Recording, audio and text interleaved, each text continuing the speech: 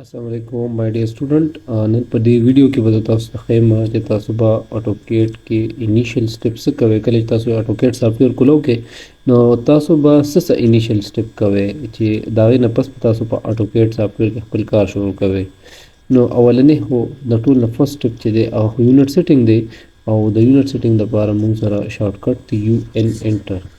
دا دغه شارټ کټ کې دا تا سره یونټ ډرایینګ یونټ چې کوم لوګو د هغه اپیر شوه. تاسو د هغې نه بعد داسې کوئ چې انجینیرینګ دی دلته کې ستاسو خوښ ته دې کې بای ډیفالټ ډیسیمل وي، دا داسې وي. خو چونکې دا ما سیټ کړی دی نه مخکې، نو زه بیا دوباره چینج کوم ارکیټیکچر ته انجینیرینګ ته. دا دواړه مینلی یوز کېږي، تاسو کوم استعمالوئ نو هغه ترې واخلئ.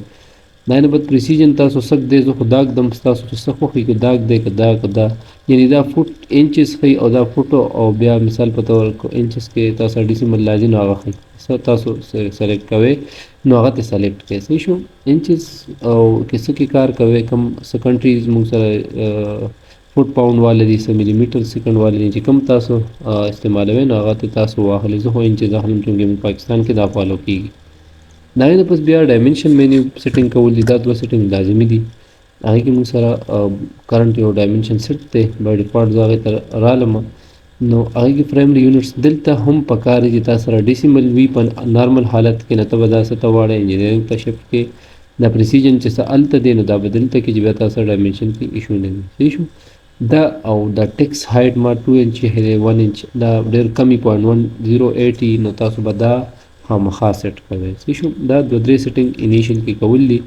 بیا دا سیټ کرنټ کا، او ان کیس بیا او پی ته ځئ نو اوپن اینډ سیو آپشن هم هلته شته، هغه هم ضروري دي. که ته په پي سي باندې کار کوې نو دلته راشه، دا اوپن اینډ سیو دا ځان ته کړئ چې یاره لایټ ایشو چاته وي نو هغې دې دا هغې مطابق ایډجسټ کړي. 10 منټ 5 منټ ښه دی، هېڅ پته نه لګي. پاکستان کې د بجلۍ ډېر ایشو ده نو هېڅ پته نه لګي. دا هم د آپشن مینیو له ته دا سیټ کولی شو. صحیح شو. دا انیشل سیټ اپ دی.